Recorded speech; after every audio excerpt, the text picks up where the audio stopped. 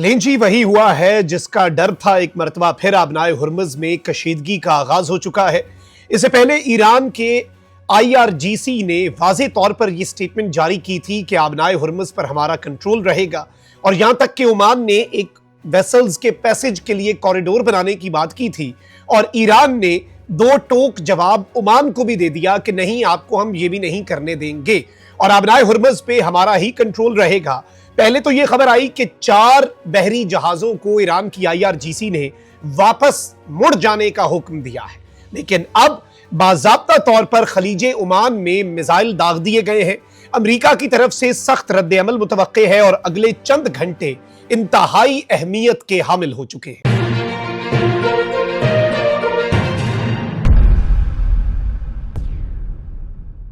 बिस्मिल्लाहिर्रहमानिर्रहीम, अस्सलाम वालेकुम। मैं हूं मखदूम शहाबुद्दीन। जुम्मा 26 जून 2026, 10 मुहर्रम उल हराम का आगाज हो चुका है।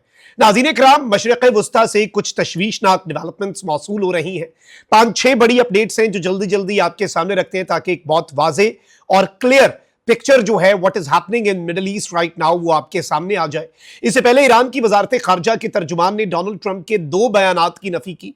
एक तो ट्रंप ने यह कहा कि IAEA international atomic energy agency जो है उसके मुबस्सिर ईरान की न्यूक्लियर फैसिलिटीज का दौरा करेंगे। ईरान के जो तर्जुमान है वजारत खारजा के, उन्होंने कहा नहीं, ऐसा नहीं होगा और ईरान ये इजाजत नहीं देगा कि नतंज, फर्दो और इस्फहान की जो न्यूक्लियर फैसिलिटीज हैं जिन पर स्ट्राइक्स हुई थी उनका दौरा करने की इजाजत ईरान IAEA को नहीं देगा। फिर यह भी रूमर था कि स्विट्जरलैंड में IAEA के सरबराह के साथ DG के साथ ईरान के वक्त की मुलाकात हुई, तो उन्होंने इसकी भी तरदीद कर दी। फिर साथ साथ ट्रंप ने कहा कि ईरान के जो मुंजमद असासे हैं उनके ऊपर एक कदगन होगी और वो अमेरिका के जेरे कंट्रोल बैंकों में ही होंगे और ईरान को दिए तो जाएंगे, लेकिन ईरान उनसे अमेरिका से कुछ खरीदेगा और अमेरिका का भी फायदा करेगा। तो ईरान ने कहा भाई ऐसा भी कुछ नहीं है और हम ऐसा होने भी नहीं देंगे।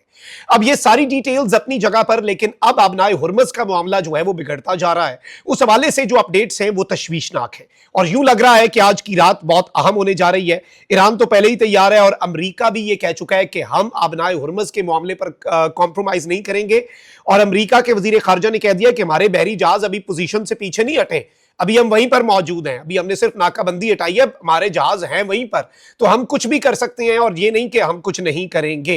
That is also something very important. तो इस पूरे मंजरनामे को जरा मजीद एक्सप्लेन करता हूं मैं आपके सामने और मिलकर समझने की कोशिश करते हैं कि होने क्या जा रहा है। लेकिन उससे पहले अगर अभी तक आपने इस वीडियो को लाइक नहीं किया, लाइक जरूर कर दें, कॉमेंट सेक्शन में राय का इजहार भी कीजिएगा और पाकिस्तान जिंदाबाद का नारा आपने कमेंट सेक्शन में जरूर लिखना है, बल्कि 10 मुहर्रम उल हराम की निस्बत से हुसैनियत जिंदाबाद का जो नारा है यह भी आपने कमेंट सेक्शन में जरूर लिखना है। नाज़रीन इकराम, सबसे पहले तो मुहर्रम उल हराम के हवाले से ईरानी सदर ने भी एक स्टेटमेंट दी है। जाहिर बात है कि वो करबला का जो दर्स है उसी को लेकर चल रहे हैं ईरान के अंदर, और उसी नजरिए को लेकर के तादाद कम हो, वसाइल कम हो, देखने में शायद अगला सुपर पावर हो, लेकिन आपने लड़ना है और आपने हक और बातिल की तमीज रखनी है। ईरान की साइड पे जब आप उनसे कम्युनिकेट करते हैं तो वो कहते हैं हमें तो हिम्मत ही इस कॉन्सेप्ट से मिलती है ना, हम तो इसी कॉन्सेप्ट को आगे लेकर चल रहे होते हैं। तो अब ईरानी सदर मसूद पज़ेश्कियान ने कहा कि हजरत इमाम हुसैन ने हमें जुल्म, इक्तदार की हवस और मफाद परस्ती के सामने सर न झुकाने का दर्स दिया। एक्स पर जारी पैगाम में यौम आशूर के हवाले से अपने पैगाम में ईरानी सदर ने कहा कि जान कुर्बान की जा सकती है मगर आजादी, गैरत नफ्स और हक का सौदा नहीं किया जा सकता। तन्हा रहा जा सकता है मगर सच का दामन नहीं छोड़ा जा सकता। ना हम जुल्म करें और ना जुल्म सहें और ना ही जुल्म के सामने खामोशी इख्तियार करें, यानी ना किसी के साथ जुल्म करना है, ना जुल्म हमने किसी का सहना है, ना किसी तीसरे पे जुल्म हो रहा हो तो उस पर हमने चुप रहना है। तो ईरान ने अपनी पॉलिसी वाजे कर दी है। इसके साथ ही साथ नाज़रीन इकराम, इसराइल जो है वो भी यूं लग रहा है कि लबनान में हिजबुल्लाह वाला मामला जो है उसे जरा अपने हिसाब से ही लेकर चलने के दर पे है। अब इस्राएली हुकूमत के तर्जुमान डेविड मेंसर जो हैं उन्होंने प्रेस कॉन्फ्रेंस करते हुए कहा कि हिजबुल्लाह के गैर मुसल्लह होने तक इस्राएली फौज लबनान से इनखला नहीं करेगी। सरहदों की हिफाजत इस्राएल का मफाद है, हिफाजत करते रहेंगे। 2024 जंगबंदी के बाद लबनानी फौज को हिजबुल्लाह को गैर मुसल्लह करना था, लेकिन ऐसा नहीं हुआ। अब यह भी एक बड़ी इंपॉर्टेंट इनकी तरफ से स्टेटमेंट आई है। वहीं दूसरी तरफ नेतन्याहू जो है उसने भी एक बयान दिया। लबनान की टेरिटरी के अंदर सदरन साइड के ऊपर अभी भी इस्राएली फौजी मौजूद है, ये वहां पर अपना कंट्रोल रखते हैं, उसे सिक्योरिटी जोन या बफर जोन या जो भी करार दें ये वो कहते हैं।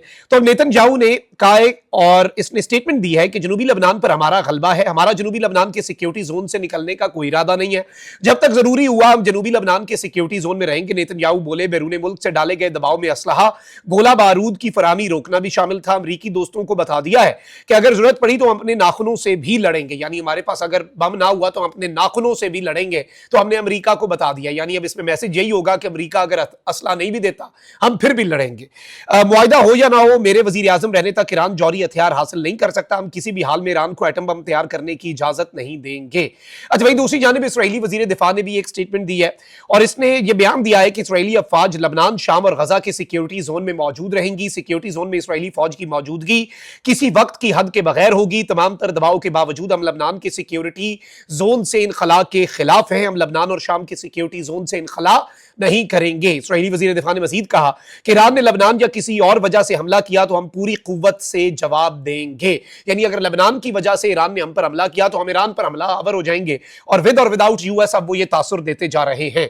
अब आ जाते हैं असल फड्डे पर, जो आबनाए हुर्मज का मामला है, जो कि इस वक्त बड़ा परेशान कुन और तशवीशनाक हो चुका है। नाज़रीन इकराम, सबसे इंपॉर्टेंट चीज तो यह है कि दो तीन चीजें होती है ना जिन्हें आपने कंसेप्चुअली समझना होता है, अंडरस्टैंड करना होता है, कॉम्प्रीहेंड करना होता है। अबनाए हुर्मज के मामले में ईरान ये चाहता था कि अबनाए हुर्मज में ओमान हमारा साथ दे।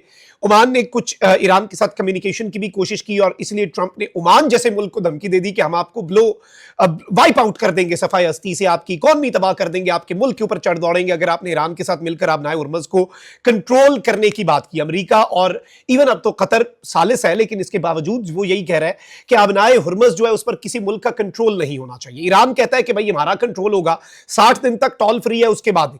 लेकिन अब अचानक से ये पहले खबर आई, बरतानवी खबर एजेंसी ने यह दावा किया कि ईरान ने अबनाए हुर्मज से 4 बहरी जहाजों को कहा यहीं से वापस हो जाओ। आईआरजीसी ने कहा हमारी मर्जी के बगैर जो यहां से गुजरेगा वो अपने नुकसान का जिम्मेदार खुद होगा। ईरान ने भी ऑफिशियल स्टेटमेंट दे दी कि वो जाने और आईआरजीसी जाने, हमारी पासदारान इनकलाब की बहरिया नेवी जाने और फिर वो कश्ती जाने जो ईरान की मर्जी के बगैर जाएगी। ओमान ने कहा कॉरिडोर बनाते हैं सेफ जहां से गुजर जाएं। ईरान ने कहा नहीं भाई, हमें आपका भी ये नहीं कबूल।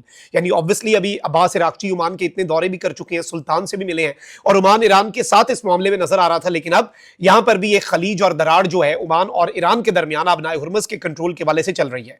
अब अचानक से नाज़रीन इकराम शिप जो है एक उसके ऊपर अटैक हुआ है जी, and Iran has struck cargo vessel in the strait of Hormuz. अबनाए हुर्मज में ओमान के करीब, यानी अबनाए Hormuz is divided basically between Iran and Oman. Iran का जो कॉन्सेप्ट है उसके मुताबिक अगर ईरान का अबनाए हुर्मज पे हक है तो ओमान का भी, इसलिए ईरान चाहता है कि ओमान उसके साथ मिल जाए इस मामले पे।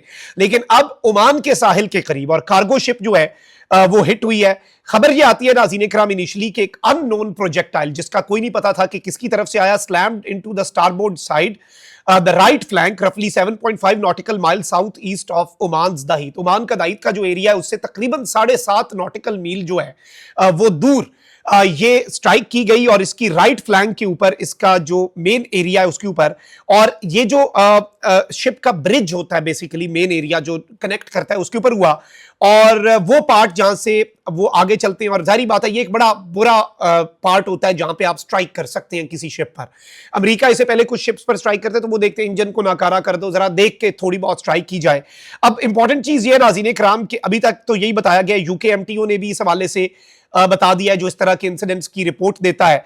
और अभी तक तो इनिशियली किसी ने नहीं कहा अल जजीरा के मुताबिक, और बाकी इनिशियल पहली खबर यही आई कि नो वन नोज कि ये किसने प्रोजेक्टाइल मारा है। लेकिन बाद में ईरान के अपने मीडिया ने भी ये रिपोर्ट किया कि शायद ये ईरान की डायरेक्शंस नहीं ले रहे थे या कुछ मामला था। अब अबनाए हुर्मज में दोबारा से कशीदगी का मतलब है कि यूएस जो है वो अपना नेवल ब्लॉकेड दोबारा से क्या शुरू कर देगा, या अमेरिका की जो जंगी बहरी जहाज है, एयरक्राफ्ट कैरियर्स है वो भी वहां पर मौजूद है। इससे पहले भी अमेरिका ये करता रहा कि अबनाए हुर्मज में अगर ईरान किसी चीज को टारगेट कर रहा है, जहां से ईरान टारगेट कर रहा है अमेरिका उसके ऊपर स्ट्राइक करके कहता था हमने सिर्फ थ्रेट न्यूट्रलाइज किया है। तो एक मरतबा फिर जो मुझे समझ आ रही है वो ये है कि शायद कशीदगी इस मौके से आगे बढ़े। सालिस दोबारा से एक्टिव तो हो चुके हैं ताकि ईरान को भी और अमेरिका को भी, और एक कम्युनिकेशन गैप भी ना हो, मिसकम्युनिकेशन के लिए एक हाई कमेटी भी बनाई गई, हाई पावर्ड कमेटी, और एक हाई पावर्ड डेलीगेशन पहले ही बन चुका है।